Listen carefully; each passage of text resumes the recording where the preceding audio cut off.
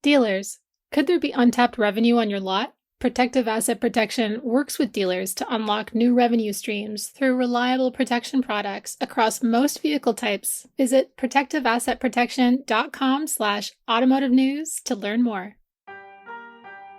Welcome to Daily Drive for Tuesday, May 5th, 2026. I'm Kellen Walker in Las Vegas. Today on the show, Chinese automakers land in Canada. Toyota's building its own AI, claiming it's to protect jobs, not replace them. And public dealership groups lean on used vehicles as affordability pressures mount. Plus, we get a glimpse of Ford's California Skunk Works project where they're developing a new kind of EV. It's not hyperbole to say the future of Ford Motor Company rides on what Alan Clark and his team do. Let's run through all the news you need to know to keep up in the auto industry. Chinese automakers are getting serious about entering Canada. Zeekr, a luxury brand owned by Geely, started hiring for 7 senior positions in Toronto late last month. Everything from sales and marketing to network development and legal. Chery's been courting dealers too. The company flew nearly 24 Canadian dealer reps to the Beijing Auto Show.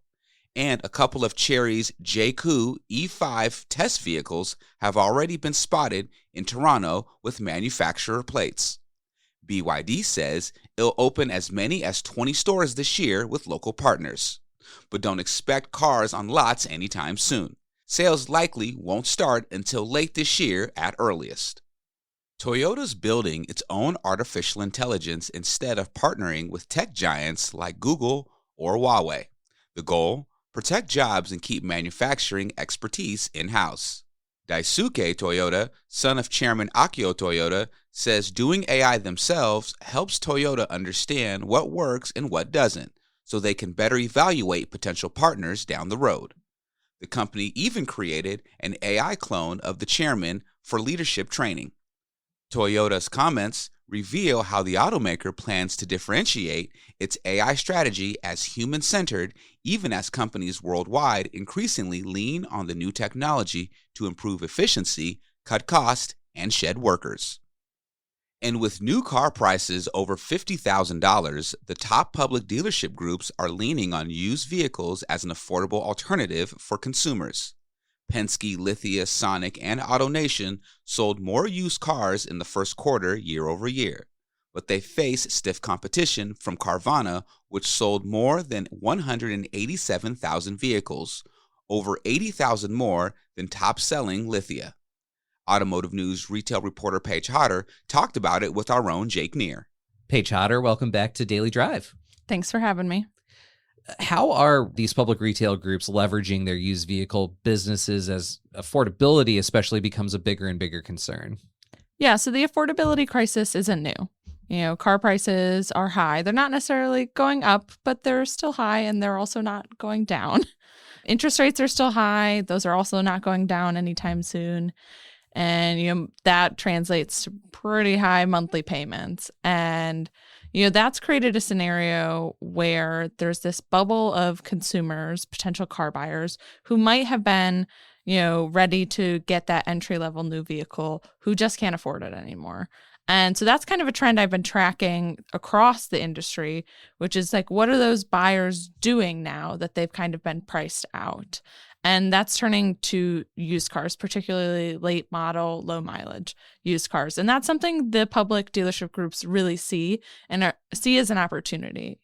They have giant, supplies of used vehicles, and, they have a lot of opportunities to move those around in different ways that, a smaller dealership group might not. Like, they can really leverage their scale to get those cars to the people who are really looking for them, for the people who want something that's not too old, the people who genuinely would have bought a new car if it was $10,000 cheaper, and so are really looking for something nice and are sometimes willing to put down some money to get something nice, but just not as much money as a new car.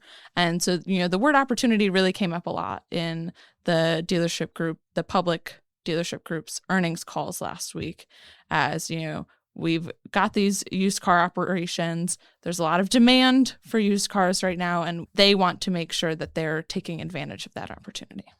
And I assume that forces them to figure out how they're going to source these used vehicles, right? Whether it's going to be auctions, whether it's going to be trade-ins. How are they thinking about that? Yeah, so it's a kind of a volume versus margins game. And so, it's numbers or profit. You can sell a lot of used cars, or you can try and target the cars that you're going to make the most profit off of.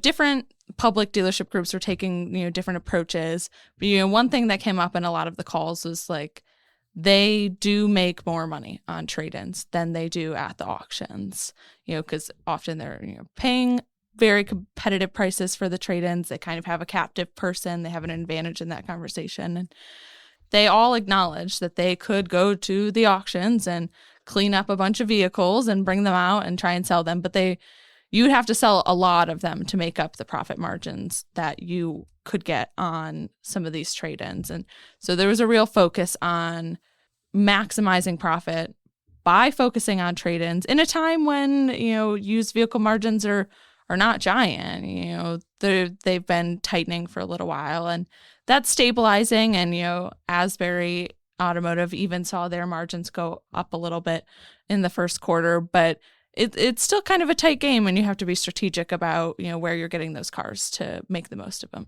And then I also have to wonder about what the competition looks like in that case between these public retail groups and the used-only retailers as well, especially as the public groups get more and more sort of interested in playing in that space. Yeah, so there's no mistaking that the used vehicle market is really competitive right now, and the publics know that. And one of their biggest competitors is Carvana, who also just reported earnings. Carvana had a really good quarter. For 6 straight quarters, they've grown their sales by over 40%. For comparison, a lot of the publics saw fewer sales year over year or much smaller gains. Carvana sold in the first quarter over 180,000 used cars.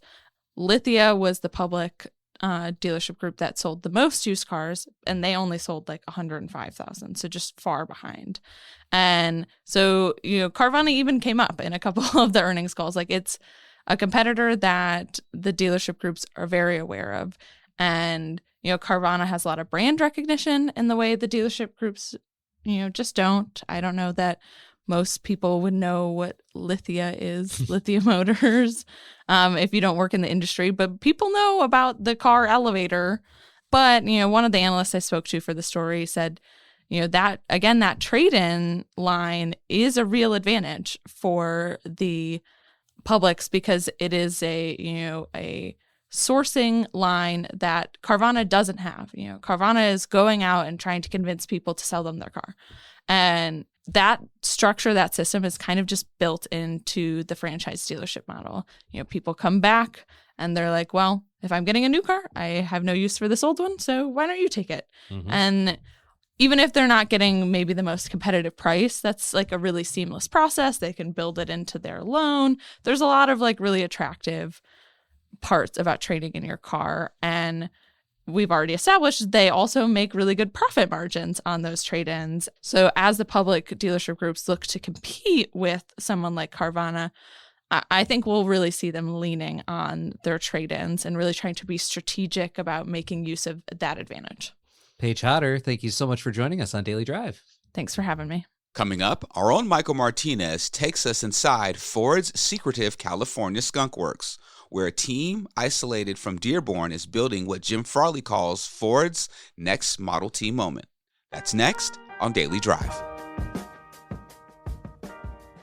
Dealerships today face tighter margins, shifting consumer expectations, and affordability pressures tied to broader economic uncertainty. At the same time, consolidation and digital retailing are changing how products are sold and supported. That's why many dealers are re-examining how asset protection fits into long-term profitability and business goals. For more than 60 years, Protective Asset Protection has worked alongside dealerships across the country, delivering trusted F&I solutions like vehicle protection plans, maintenance programs, limited warranties, guaranteed asset protection, and more, helping dealerships generate revenue while helping customers protect what matters most. In addition to protection products, dealers have access to programs, tools, and proven training designed to support a wide range of business models. From digital retailing capabilities to dealer wealth building programs, Protective's approach is centered on partnership, giving dealers the flexibility to explore what fits their operation today and how it may support growth over time. If you're a dealer and interested in tapping new revenue streams through protection products, get in touch. Visit protectiveassetprotection.com/automotive news. That's protectiveassetprotection.com/automotive news. Welcome back to Daily Drive. I'm Kellen Walker. Automotive News recently got a rare look inside Ford's California Skunk Works, a secretive operation where 350 people are developing what CEO Jim Farley has called Ford's answer to the Chinese and the company's next Model T moment. Our own Michael Martinez got the tour, and he spoke with our own Jake Neer about it. Michael Martinez, welcome back to Daily Drive. Thanks, Jake. So you recently got a rare look inside Ford's California Skunk Works. I'm curious how Ford is approaching this compared to how they usually operate. Well, they're approaching this in a completely different way, and it goes from the top down. Jim Farley said from the beginning he did not want his key card to work on the office building. He did not want to have access to the building because they wanted to keep them so far away from Dearborn, both literally and figuratively, that they wanted to give them the opportunity to build this vehicle and this EV platform like a startup. Fail fast, break things, fix it, try again. So you see a real difference in terms of the co-location of some of the teams, in terms of the makeup of some of the teams, and really in terms of the fact that working at Ford, being a company veteran, is almost a disadvantage here, because as the development process has gone on, they've needed the Ford folks, they've needed the vehicle dynamics, the plant manager, operation type people to come in and help them. But everybody who works at Ford needs to interview to get on this team. And it's not a given that they make it. So we got a chance to talk with Alan Clark, who Ford poached from Tesla about 4 years ago. He's in charge of this Skunkworks team, and he shared some thoughts about how they are interviewing the Ford folks. We interview everyone from Ford that's allowed to work on this program. And that's very uncomfortable if you're a middle manager that has people and you're basically going to have someone say, I reject your offer. This person doesn't have the subject matter expertise or is not a good fit here. And that is something I've had to make all of my leaders really comfortable doing. You talk about how he was poached, but you also write in the article that most of the 350 people working there were also poached from EV startups and tech companies. How is Clark managing the cultural clash between these outsiders and Ford veterans? Yeah, as we've seen time and time again over the past decade or so, when a legacy automaker tries to incorporate a lot of new tech-focused talent, it doesn't always work. And Alan Clark mentioned that he's seen a ton of friction between these two teams. But interestingly, he says almost as important as everything they're doing in this building is the psychology of how they do it and how they do it together. So he says he tries to lead with empathy. And you create empathy by understanding people's mindset. It's also by forcing face-to-face interactions. He says he'll call up the Dearborn team to bring them to Long Beach, California, to draw on whiteboards and talk and debate and yell at each other, and vice versa. He brings his California team to Michigan, to Kentucky, where they will be building the first vehicle on this platform. And he's interesting. I thought it was a fascinating conversation. He said, you never make more progress than when you are sitting down face to face as humans, and it helps you understand each other better. And that's how he's trying to smooth out the friction between those two sides. That being said, there is this idea of earning your right to exist in this space. In fact, that's one of the team's cultural commandments. What is the pressure like for this group? It's tremendous pressure. You've heard Jim Farley refer to this as Ford's next Model T moment. They've used words like moonshot or step change in costs and efficiency in terms of what this product will be. This is their answer to the Chinese, which Farley has said is an existential threat to the company. So it's not hyperbole to say the future of Ford Motor Company rides on what Alan Clark and his team do. And he recognizes that. He said there's tons of pressure. He admits it. But he also said, it's a cliche, but he said, hey, you can't make a diamond without pressure. And you talk about the change in culture.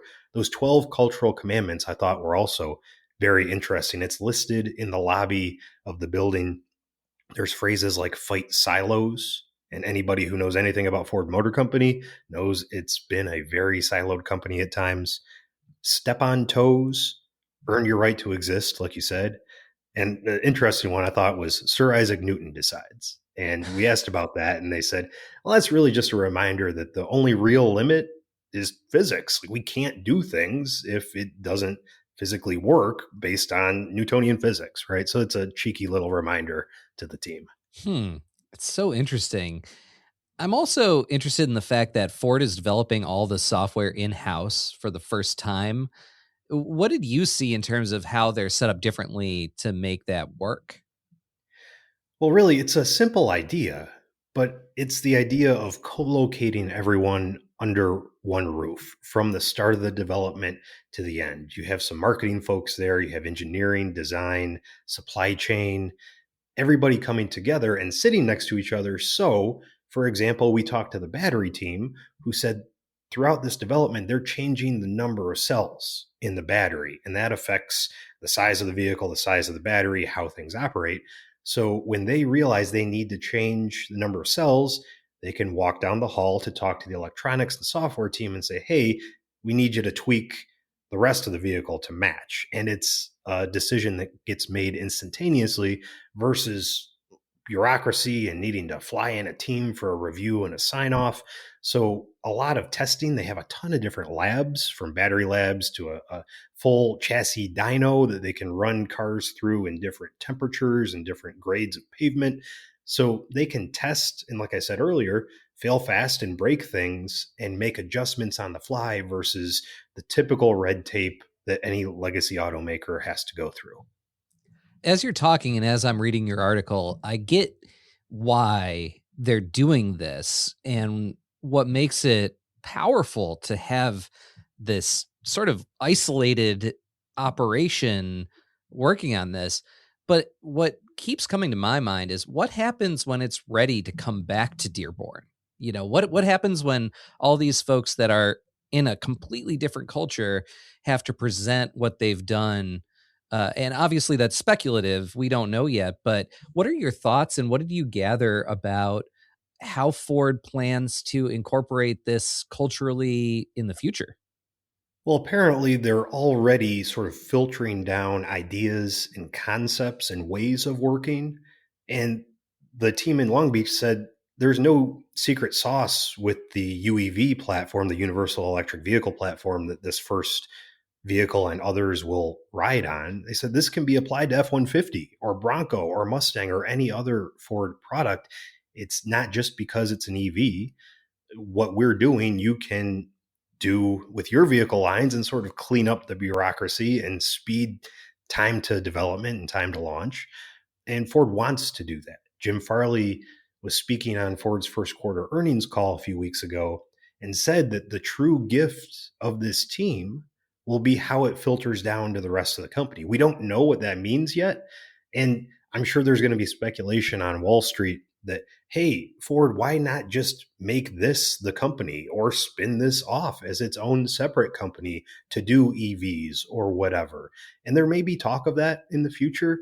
But for right now, Alan Clark, for one, is sort of laser focused on landing the plane, so to speak, and making sure that they do earn their right to exist.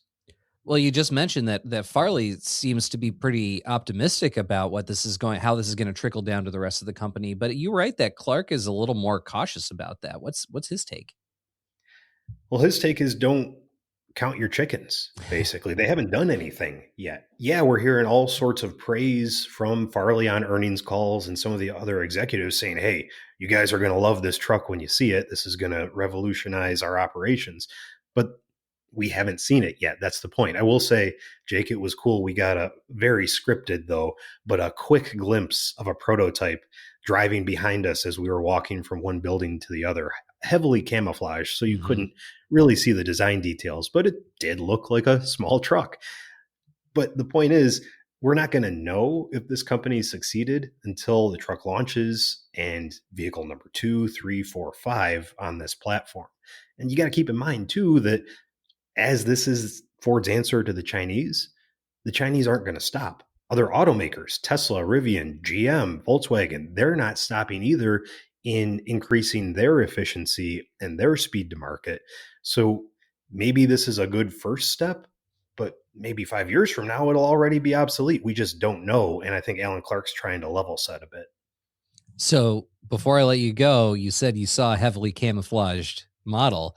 When you turned around and saw it, were you thinking more, hey, is that a Maverick or is that a Ranger? So in the few seconds sneak peek that we got, I'll say it looked more Maverick size than Ranger size. If you're trying to give some type of bulk part comparison. Now, I don't know if our listeners should just think, hey, this is going to be an EV Maverick. I don't know that it'll be that similar, but talking size, they claim it's a midsize, but I'd say it's a lot smaller than today's Ranger. A mid-compact, maybe. A new segment. There you go. Yeah. Michael Martinez, this is fascinating. We'll talk a little bit more about this on Weekend Drive this week as well. And really appreciate you doing this and talking to us about this really interesting sneak peek. Thanks, Jake. That's Daily Drive for today. I'm Kellen Walker. Thanks to our own Paige Hodder and Hans Greimel for their reporting for today's podcast. We also had reporting from David Kennedy of our sibling publication, Automotive News Canada. You can get the latest news on Chinese brands entering North America, Ford's Skunk Works project, and everything happening in the auto industry at autonews.com. We'd love to hear from you. Let us know what you think of the show and the topics we covered today. Send us an email at dailydrive@autonews.com or leave us a voicemail at 313-444-2774. And if you enjoyed the podcast, remember to like, leave a review, and subscribe so you never miss an episode.